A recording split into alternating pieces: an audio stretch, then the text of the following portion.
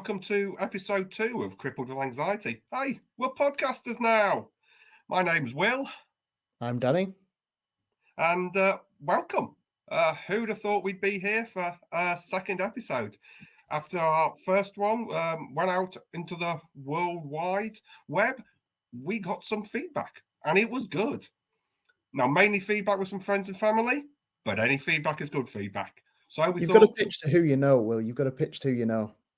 That's true, yeah, and they do know us. Yeah, there's no doubt in that. So we thought they liked it. Let's give it a second shot.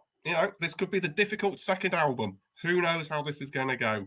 But let's see what happens.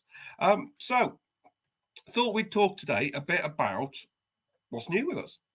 It was 6 months, I want to say, actually, since we recorded that first podcast. It took us a long time to pluck up the courage to get it out. And for Danny to try and edit it. Will says, "Look up the courage." What he means is Danny's not been diagnosed with ADHD yet. He's awaiting diagnosis. But if you need proof, 6 months to edit and put out a podcast is probably proof enough. So Will's been cracking the whip, and we got it out there. And yeah, as you say, it's seems to have done well. We seem to have started a bit of a conversation. So here we are, back to continue that work. Yeah, absolutely. So what is new with us? So I don't quite know how this works. This is going to be a question sort of, I need your input from Dan as well. But for people with physical disabilities, I find that you're not just limited, for want of a better word, to one. You tend to get other things going wrong with you. I'm, for example, more susceptible to colds and infections and stuff like that. But also, I tend to just pick up other autoimmune conditions. I'm, hoping to get a full house soon, and maybe entitles me to like a free Big Mac or something. But I don't know if it's sort of similar with people with mental health conditions. If you kind of find out the one can lead into another one and can lead into another one.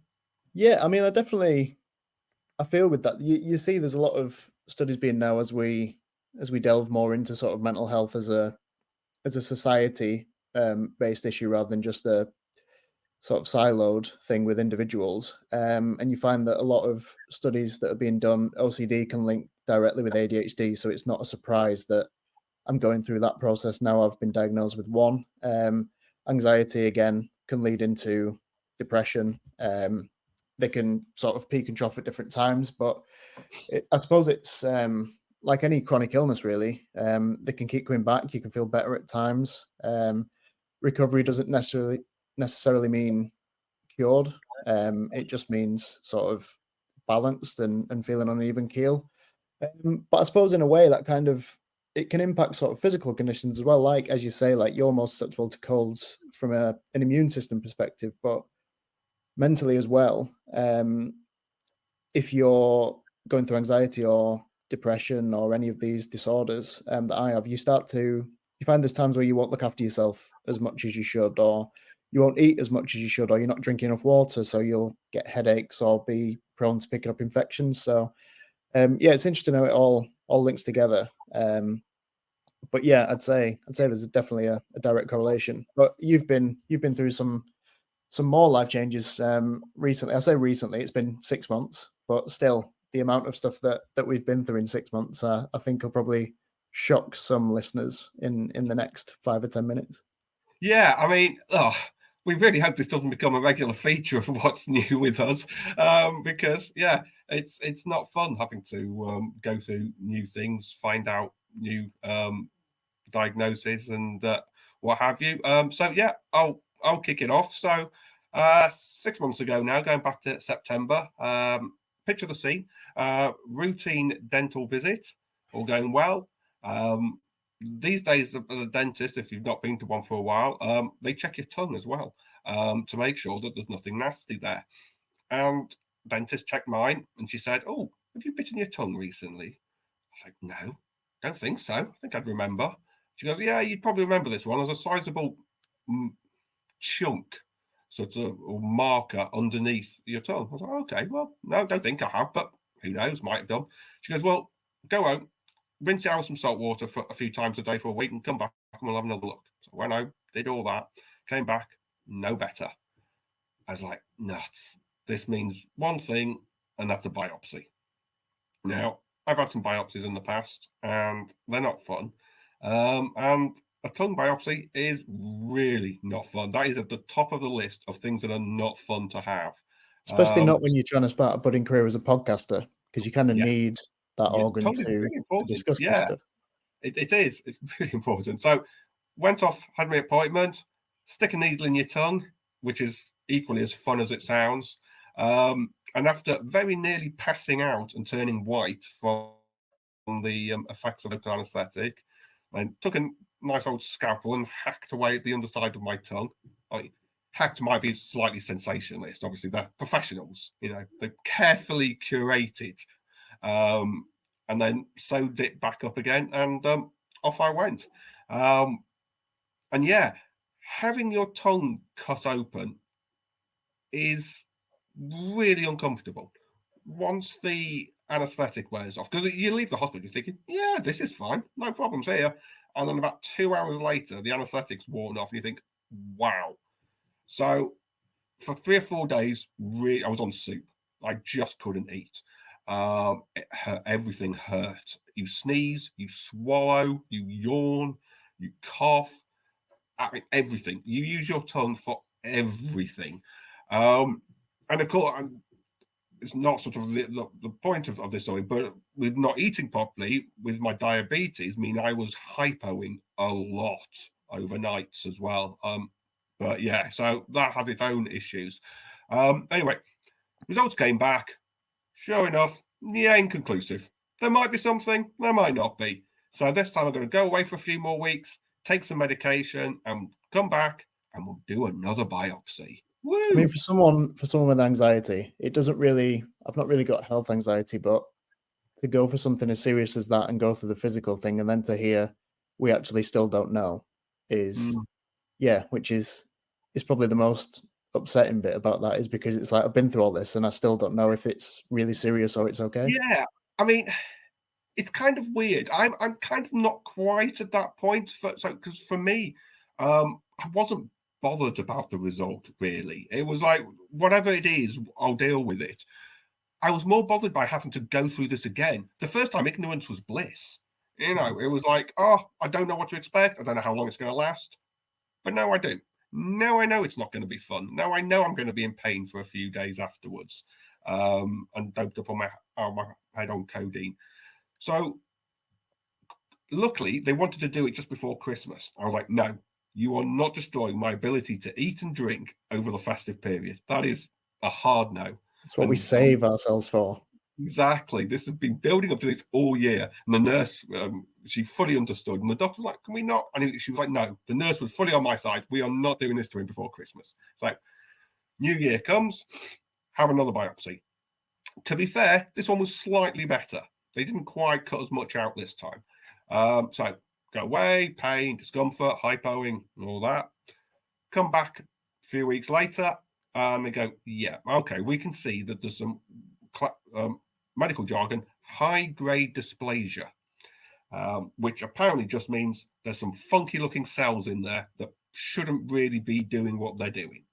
So he said, we can either leave it and we'll just do some checks every few months, or we can cut it out fully and then we won't have to worry about it anymore. But if we do the checks, we may still have to cut it out.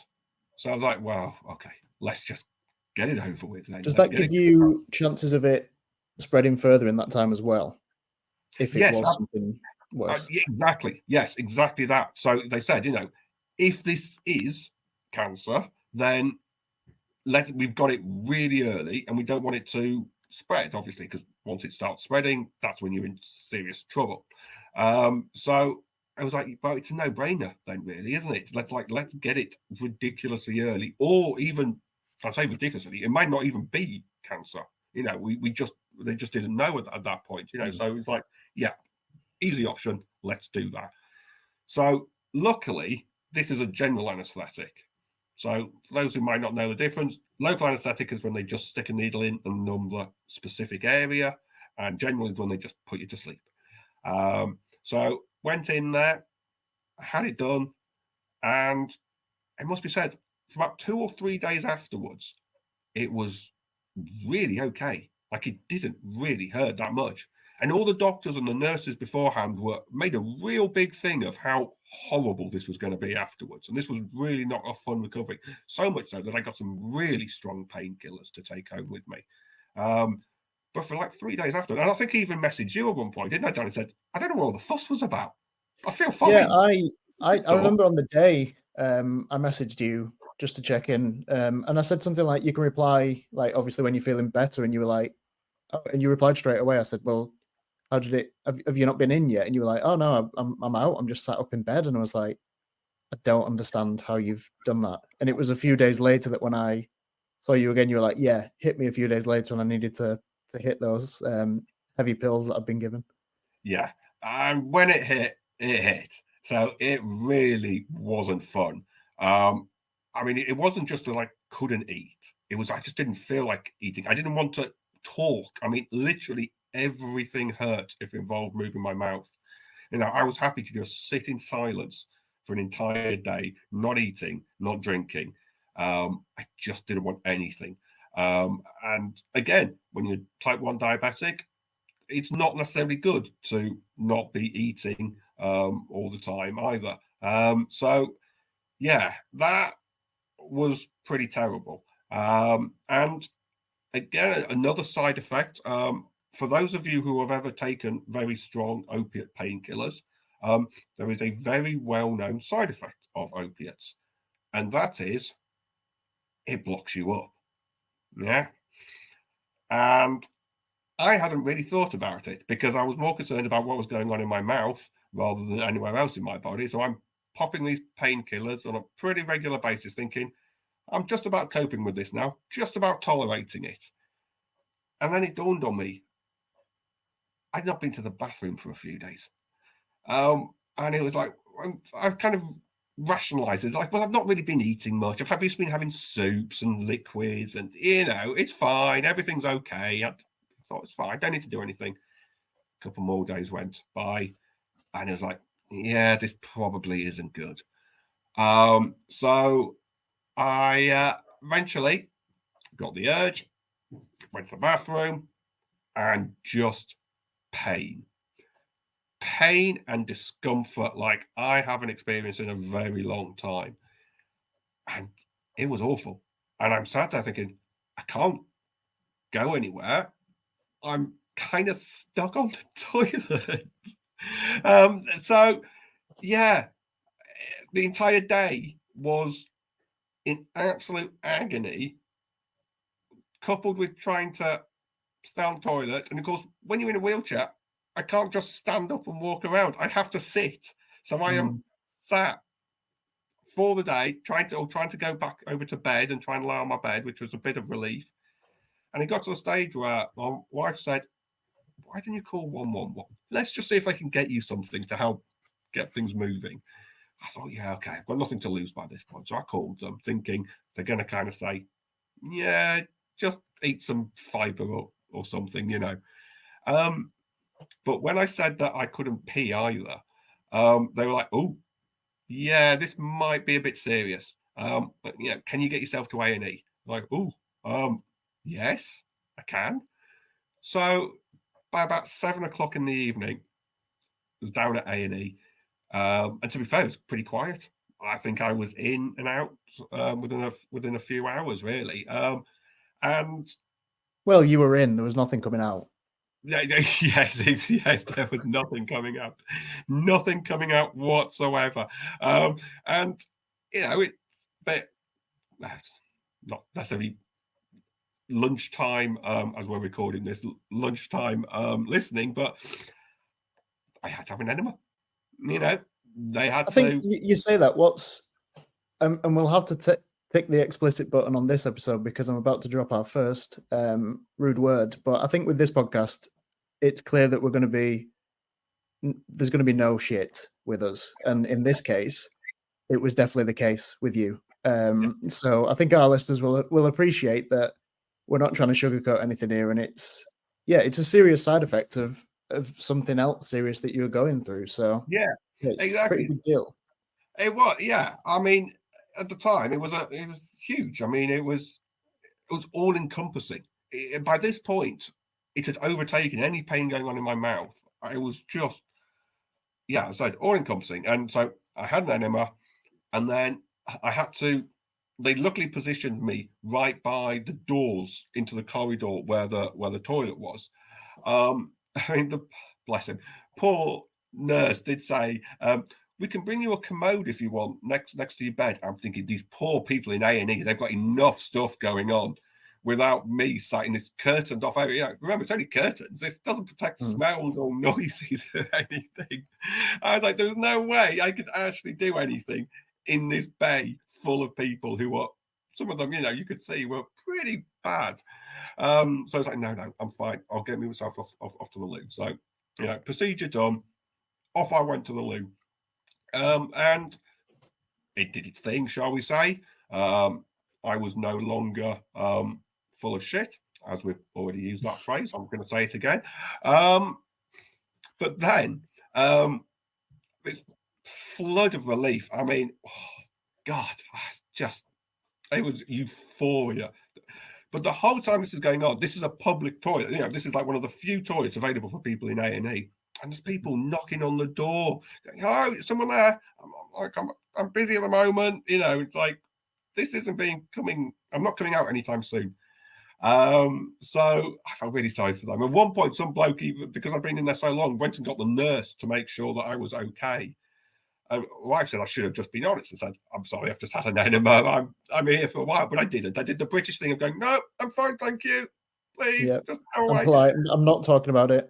And if they were true Brits, they'd be queuing outside for as long as it took, because they love the queue. Yeah. So all that happened, relief. So finally, go back on my chair, go back to the ward, go home. Except, and this is a problem I've come across before with NHS toilets, right?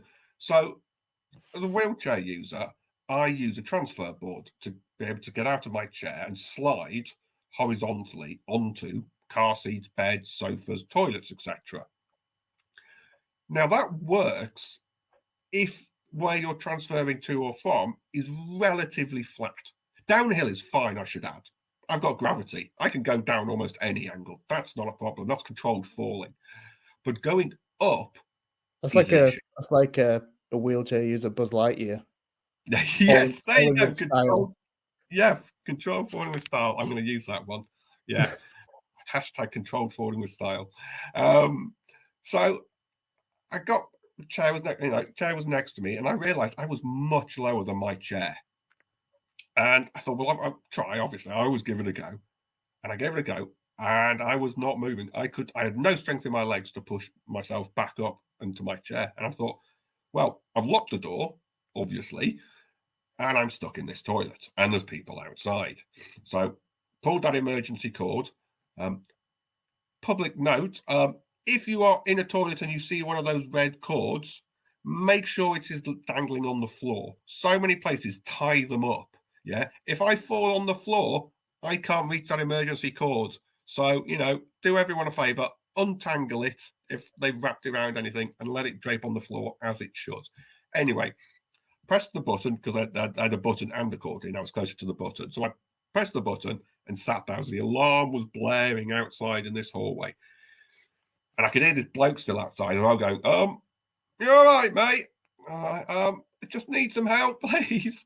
A couple of nurses came, knocked on the door. "You all right?" "Well, no, can't get back in my chair." I said, and they tried the handle, but it's locked.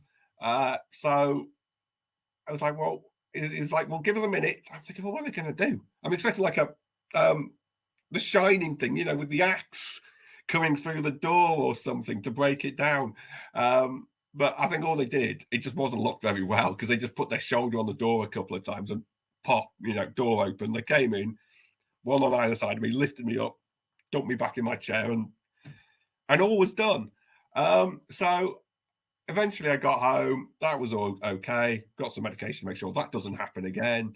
But yeah, my tongue still, the point of the original story, my tongue, still a bit. I forgot we were talking about the tongue for a while. Yeah. We've been on bowel movements for a while. Drifted a bit there, didn't we? All round.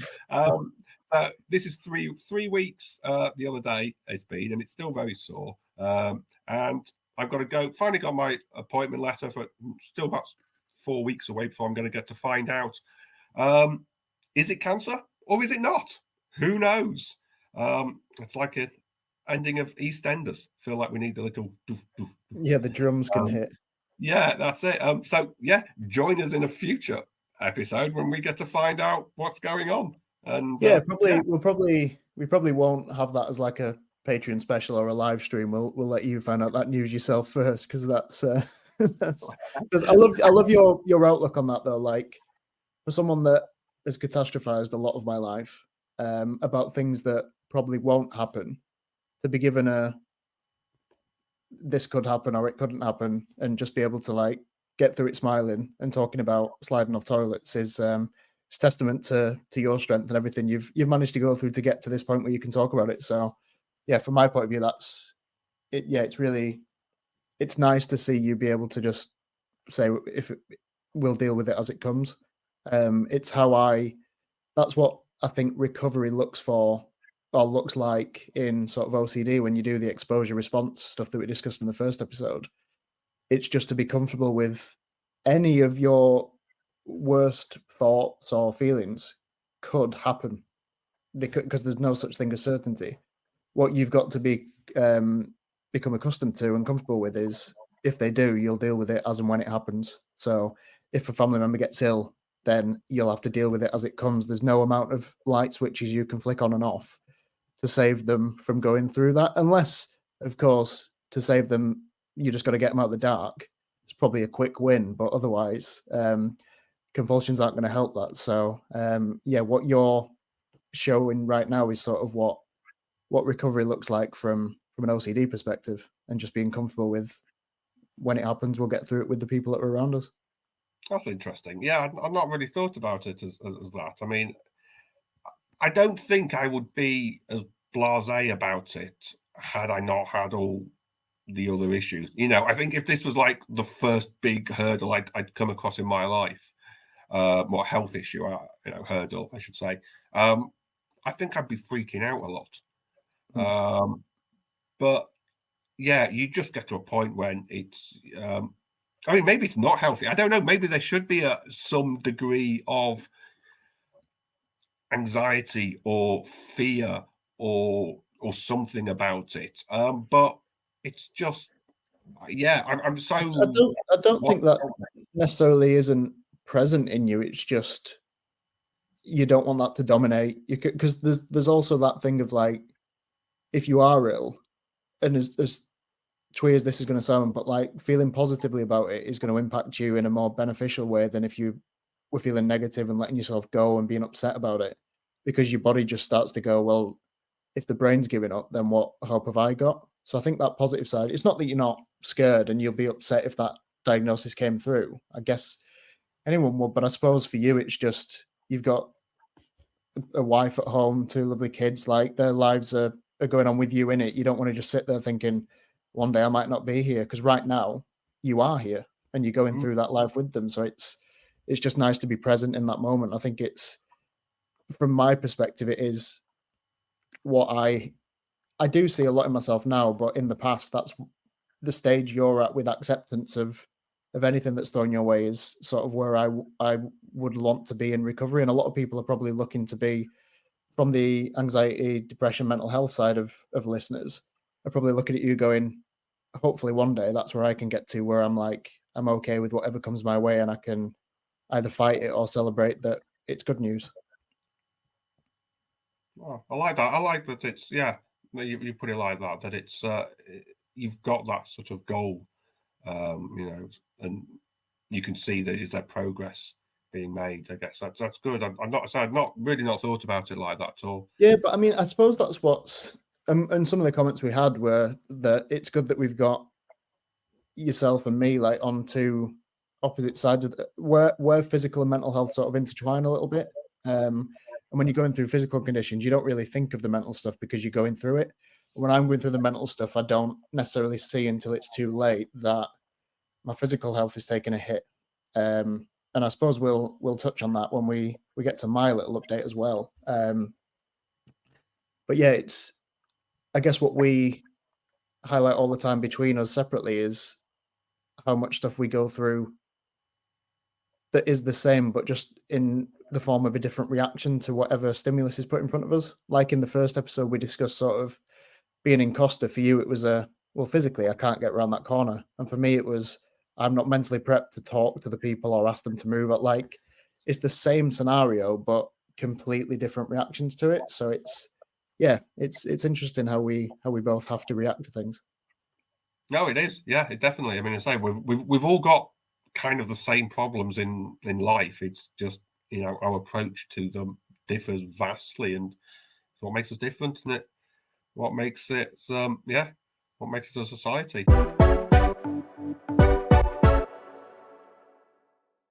You touched on it that you've also gone through some more health issues since our first episode. So, do you want to tell us about it? Yeah. I mean, pre-warning, some of it does include bowel movements, so we've got a bit of a topic here. You couldn't go. I was potentially going too much.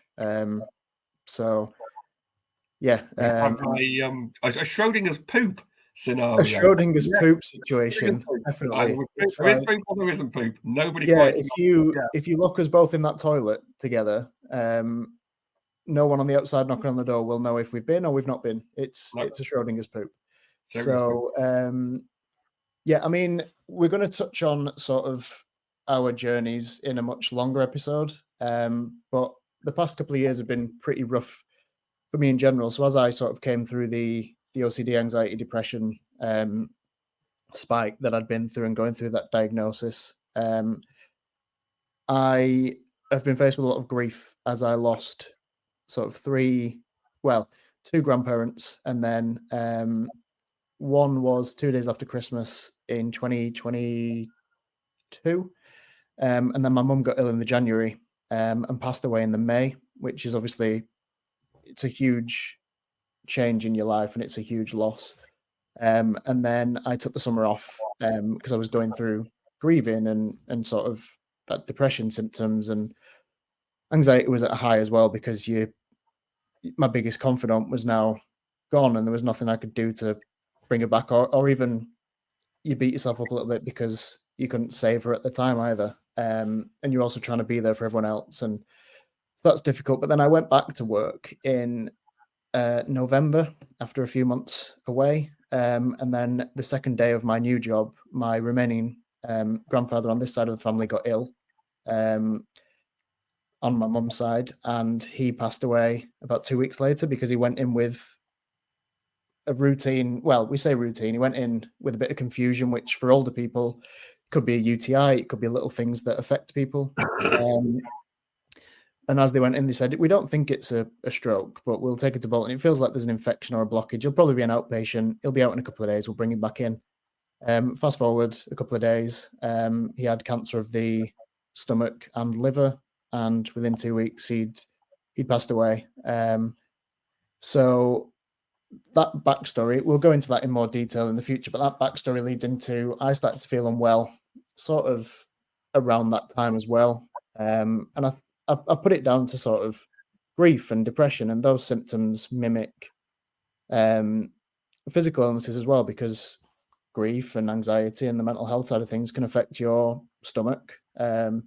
They call it your second brain, the stomach, and that's how you know certain things can be up with you. So I was going more regularly, and it just felt like my stomach it just didn't feel great. And when I was going to the toilet, it wasn't the same as it had been. You notice a change, whether you go in or you're not. And I was starting to feel really fatigued and run down. And I was getting sort of migraines again, which I've had before, which again can all be linked to sort of stress and that side. And I went to the doctor in probably January time, just to sort of discuss this. But I mean, since that, the past, I think it's been 2 months now, every day I've had headache for the past 2 months, and they don't know what that is. So what I'd put off as symptoms of fatigue and just general unwellness, I've been in for all these tests. So the test that I had, recent results back. Initially, you go into any doctors and they test you for serious conditions. Are all your organs working as they should? Is there any cancer anywhere that there shouldn't be? That was fun when I'm going to the toilet, not as consistent as I used to be, and then I'm having to dig through said toilet to fill up like 4 test tubes to send off to see if, again, using the big C, see if there's cancer there at 31 years old. It's quite an intensive process. So that has given me, and I think I mentioned it in the first episode, I was an IBS diagnosis away from completing an alphabet of disorders. I've now been diagnosed with IBS, which you think would be helpful, and there'd be, okay, well, this is what it means. But what I was told was, maybe it's stress, maybe it's all the other things that are going on. Maybe I get too much fiber in my diet, but maybe I don't get enough fiber in my diet.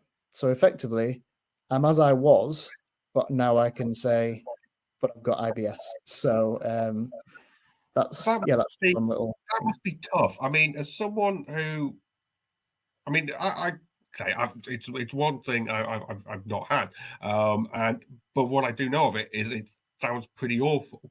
But as you said, you'd expect once you get that diagnosis that you'd be thinking, okay, good, I know what this is. I can do A, B, and C now to alleviate the symptoms, make life more comfortable. But if they then turn around and go, yeah, we don't know if A is going to work or B is going to work. I mean, I think it's just as a person who doesn't sort of suffer from anxiety or anything like that, I would be a bit, well, hang on a minute, that's not right. I'd be a bit stressed and worried about what can I do. So that must sort of send that side of your health into overdrive. Yeah, and it's difficult as well because you start to realize that, well, maybe I need to look at my diet and see what I've been taking in, and is that affecting sort of how my stomach's working, and sort of that stress side of things. How do I bring my stress levels down? But part of that, I guess, is the social side of things. If you want to avoid anxiety and depression and you're facing grief, you go out with friends, you might have a couple of beers or go out for a meal. If I'm then having that taken away from me because I know that I might pay for it in an hour or so, it's like, well, not only am I now having to eat salads and all bran all day, but I'm not enjoying the things that I am doing. It's not,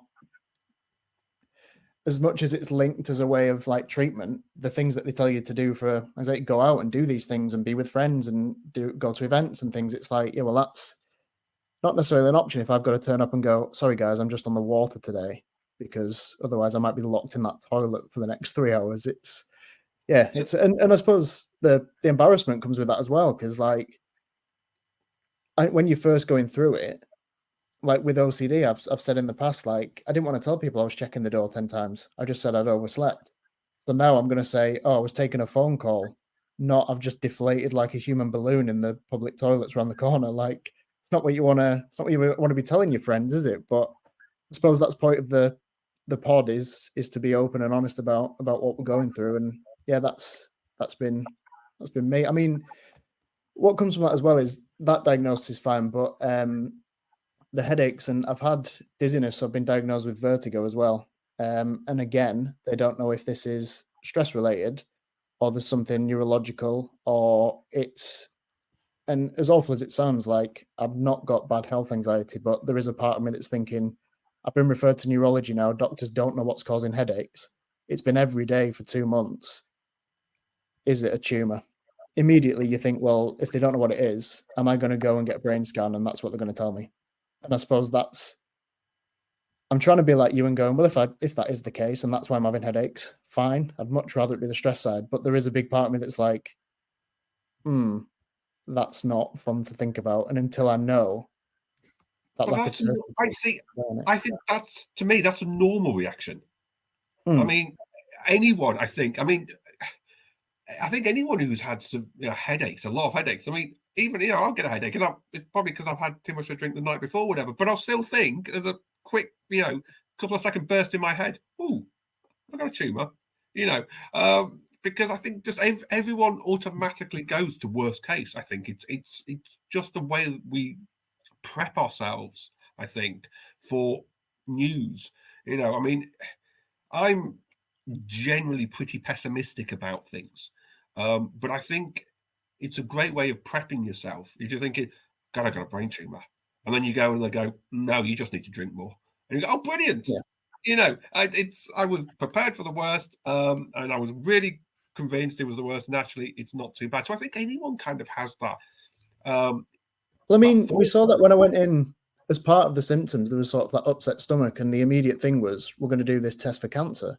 So immediately you're like, well, that's going to be my reaction now to anything I go to the doctor for. Because if that's their initial thought, there's a part of me that's like, well, why would they immediately do that? And I know they're trying to rule that out immediately, Yeah. so they figure But, I it. mean, But like, that's what sat they at have home to and do. figure it out. You start serious, because serious means quick, and serious means you. I mean, it's like with my tongue. You know, that time frame from the first doctor's visit to that biopsy was about 2 weeks, which is what they want. I think it's about 2 weeks for an initial cancer appointment if they suspect something. So yeah, they do go quick and fast if they suspect something is. But I guess that's good. You don't want them going, well, it might be cancer. Come back in a couple of months' time, and you know we'll see how it all looks. It's like, well, no, because if it's cancer, I want something doing right now. Yeah. So yeah, and I agree. It is a bit scary when that's where they leap to. But equally, for me, it's quite satisfying that that is where they go first, because you're thinking, well, they are taking this seriously, and at least we can rule this out immediately, and then I can just relax a little. So yeah, well, when I went in, I was saying like, I feel like because I had quite a few symptoms that I'd let build up over time, because I put it down to sort of grief and being low, because I've had a rough couple of years, like alongside those sort of family members that I've lost. Like my dad fell and broke his wrist and couldn't use his arm. Like my girlfriend was in a car crash. Like last year was, if you were writing down what your worst year would be, these were the deleted scenes because there was too much happening. Like it was one of those years. So I just put it down to that, and they said like, no, you are going through a few things. Because I was going in, as you said, like you didn't want anyone to come and give you a commode or whatever, because you feel like you're wasting people's time, or you're not actually that ill, or they're just going to turn around and tell you like, oh well, drink more or stress. But they've taken it quite seriously. Like I've been signed off work while I wait for this neurology appointment, purely because like today, staring at the screen is the amount of screen time that I'll be able to really have. 2 days ago, we went for a walk for an hour. I came home from that walk and was in bed for 3. Like I'm that low and fatigued, and like the headache just takes it out of you. So they've put me at ease to say that they're trying to figure it out. At the minute, I've had a diagnosis of it's migraine symptoms, which I've had since I was about 15, but constant, which can be caused by chronic stress and anxiety. So let's bring that down. But it's hard to bring that down when you can't do anything but close your eyes and sleep and have an hour at a time looking at a screen. Then I went back and they said, oh, it probably might be cluster headaches. So don't take the tablets you've been given. It's probably cluster headaches instead. I then went back yesterday for a procedure for the vertigo, where they kind of lay me back and move my head around and made me dizzy and tried to shake loose.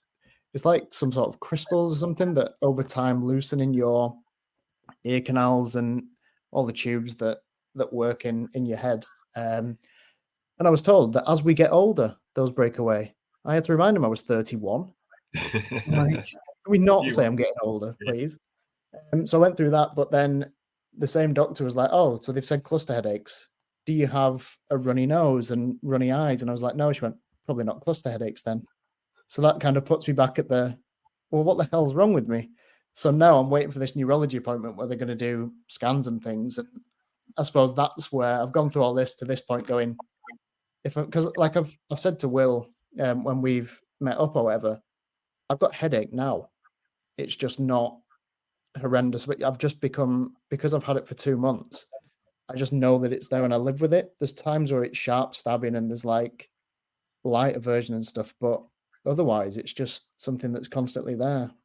But also the thought is, then what is that? Yeah. So, yeah. You just have to move on and live with it, annoyingly. So, yeah, that's 6 months is lots happened to us. stay tuned for future updates. Hopefully, there won't be a health update every time. Yeah, 'Cause really I'm can't hoping do that it. it turns out I was just stressed, and like eating all bran was all I needed to get me out of that funk and fix my stomach and my head. So we shall see. Excellent. Yes, exactly. More updates to come at some point.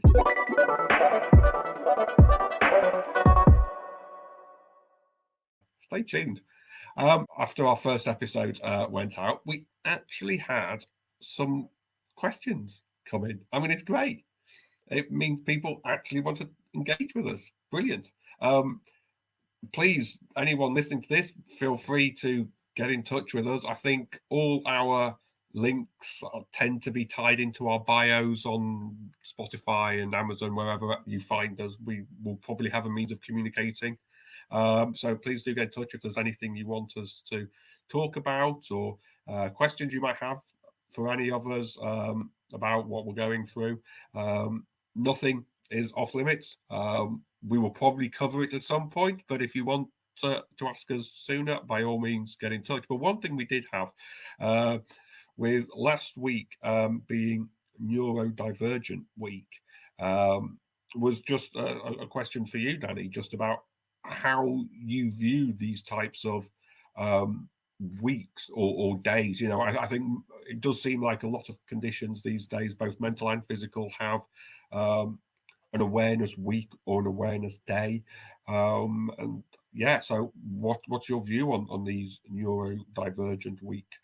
Yeah, I mean, first touching on the, I mean, well, as we got our first sort of questions through, we're quite excited, and we've wanted to call it a mailbag, but at the minute, I don't think it's big enough for a bag. So please do send any questions or comments in that we can discuss, because as we said, we're hoping this is a conversation with a lot more people than just Will and I.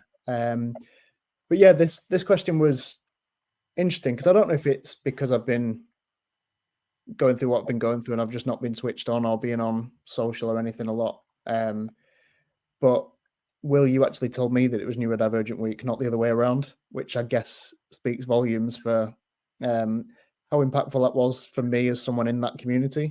As a whole, I don't hate having those weeks. I think that it's key for a lot of charities, especially, to be able to link their work to a specific cause and big event, and sort of a big like highlight campaign to get people talking about it and understanding and just raising awareness about what they're working on.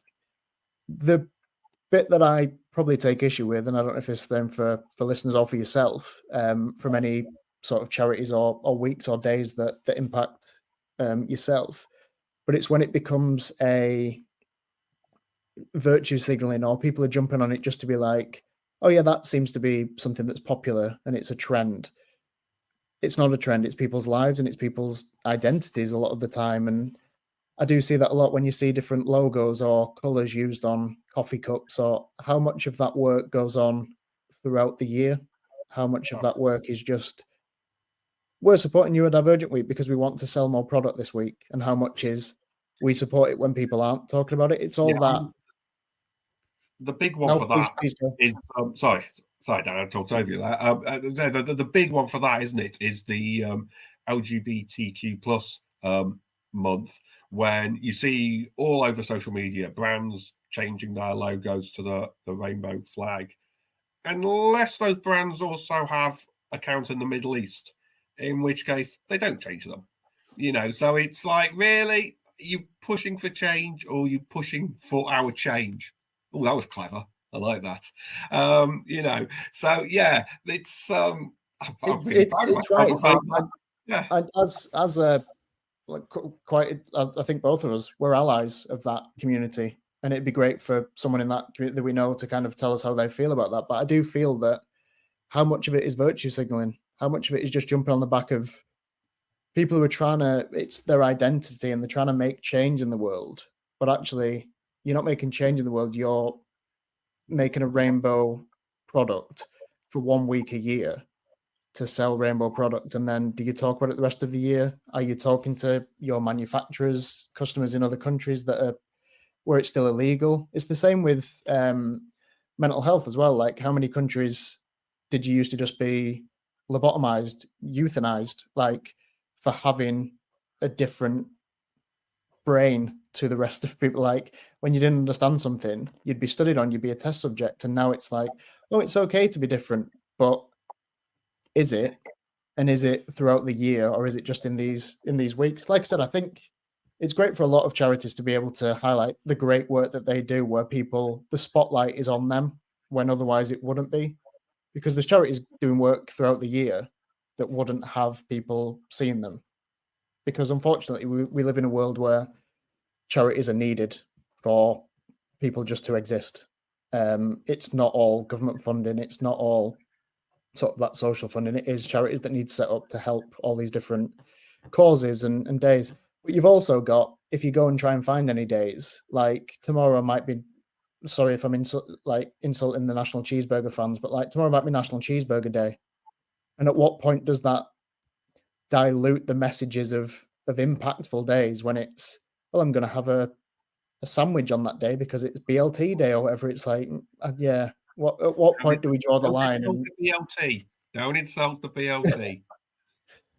So for me, it's like, at what point do we draw the line on that? And how can we as a community in general, just every sort of marginalized group or anyone that's trying to promote social justice, change, how can we make that conversation continue past those weeks? And I think that's a big challenge for a lot of charities and people that are in different communities that have those days do find, because getting buy-in from especially big business and stuff, as we touched on throughout the year, is hard because they're trying to hit sales figures, and yeah, how much of it's virtue signaling. But yeah, as a whole, I think it's good to be able to shine the spotlight on these things. It's when you get into the background of it. I mean, how do you feel with any sort of disability charities or days that exist? Is it a similar thing for you, or do you? Yeah, I think. I mean, I kind of take the view that they're not meant for me, and Neurodivergent Week, and maybe I'm putting words in your mouth here, are meant for you.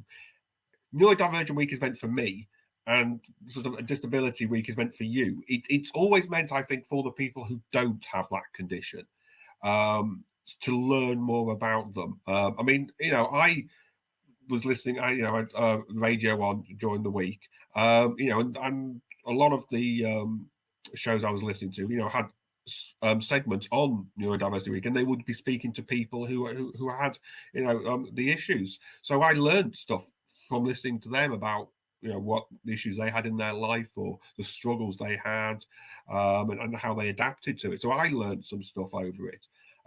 So yeah, I'm kind of quite sort of blasé myself when it comes to Disability Week or whatever, because it's like, well, I'm living with, you don't need to tell me about these things. So I always look at it that it's meant for the people without that condition, to raise awareness and get them talking and get it more open, that it's okay to sort of to talk about these things, and that we should talk about these things. So yeah, I'm on the whole, I'm like you. I think they're needed. I mean, it's almost a shame that they're needed, but at the same time, you can have it's good to focus on things every now and again, and just bring people's thought process back into a more centralized position. So yeah, it's nice to have them, but yeah, it's definitely meant for people who don't have the conditions. I suppose a bit of both of what we said is key there. Like, as I said, it's great for the spotlight to be on certain topics at certain times, and then that develops into your point of that sparks, and it's what we're trying to do. If that sparks a conversation with people that aren't involved in that charity or didn't know they had a friend that was going through that, and they have one, I suppose it's done its job. It's more for me like, and I guess I've got a negative association with certain days, because like there's certain companies that will celebrate Neurodivergent Week, but also sell T-shirts that trivialize OCD and call it like obsessive Christmas disorder, when it's actually something that's quite a horrible disorder to go through. So on one hand, these companies will be like, no, it's fine to be like that, and we understand, and it's a safe space for this week. But then if they see a cute cat, they'll call themselves like, oh, I've got obsessive cat disorder. And it's that I guess has rubbed me up the wrong way in the past. But yeah, as a whole, I think the conversation for just day-to-day life and people in society is yeah, it's a good thing. It's good. It's good to have, isn't it? It's that old BT phrase when people had actual phones. It's good to talk, and it is. It's good to talk. It's good to raise the awareness, but you just have to, I think, be a bit wary sometimes. That's the second retro throwback you've had today. You said phones, but earlier in the thing, I think you had what I do remember, but I've not seen in a while, which was a dentist. It's good to know that they still exist. Oh yeah, I mean, don't get me wrong. This isn't an NHS dentist. I am paying a fortune for the privilege, but it must be said, if they caught cancer early for me, might on the balance of probabilities be worth that money. My dentist left 2.5 years ago for my practice, and they are yet to replace him. So Excellent. I don't know if I'll ever see a dentist again. Fair enough. Right. So on that happy note, that brings to an end sort of our general chat that we planned for this podcast. So I thought we'd just, before we end, just give a quick overview of us going forward, really. Yeah, we want you guys to know that hopefully we're not just going to be a little flash in a pan and sort of die out after a couple of episodes. What was that great stat that you had, Danny? You told me. I can't remember the full quote, but I know that an old friend of mine from school said that it was great that we were doing what we were doing, and to do with podcasts, 90% don't make it past episode 3, so we're on our way there. But I think it was only 1% of podcasts make it past episode 20. So by making a 21st episode, you're in the top 1% of podcasts in the world. So yeah, we're trying to go down that route, and fingers crossed with people's support and continuation of this conversation, we'll get there. Great. So it'll probably all go to hell, but if we can make it to 21, we're quids in. So going forward, we're going to do some couple of deep dive episodes, about me, about Danny, getting a bit more into our conditions, talking about it. We've got some episodes coming up about holidays or about stress in our lives, about relationships, sort of all general sort of day-to-day things. But as we mentioned earlier in this episode, coming at them from a different side, how we've approached all these things, and then ultimately, a bit further down the line, we'd very much like to have some guests on, people who might work in mental health charities or communities, or physically disabled charities, or people that are suffering from other conditions, or we're very, very open to anything like that. Obviously, our worldview on these is quite limited to our own conditions. We're certainly not speaking for everyone with a mental health condition or a physical disability. We're very much aware there's a lot of variation and a lot of things out there. So, going forward, we'd really like to get some people to come on and talk about their life. And I think ultimately we're a health and wellbeing podcast, and we are, as you say, we're limited. Like the question that was just posed to me, our answers were opinion based on our lived experiences and how we feel about it. It's not to say that it's right or wrong, or that different opinions wouldn't be welcomed. I think that's what we want to do with it. I was just say it's a conversation. We've got a few people that we know just work across like sports injuries or mental health already, that we can bring on and get their view. But yeah, I think, as you say, it's everything that we say, regardless of the question or the discussion, is our lived experiences and how it impacts us. Hopefully it'll open conversation for other people, but it's not to say that they need to do exactly what we did or get to it in exactly the same way that we have. So yeah, I think it'll be good to get some people on and to keep answering people's questions. Definitely. Yeah, that's what we want. After all, we just want to have conversations with people, just like you would if you sat in a coffee shop or something with someone, and just having a chat and seeing what happens. And I will say it again, it is good to talk. So that's it. That you've reached the end of episode 2. Well done. We hope that you found it interesting. Thank you. We will have episode 3 hopefully at some point in the next week or so. So please look out for us there. Look after each other, and just be nice and make the world a better place. That's all we can ask. So thank you again for listening. Keep talking.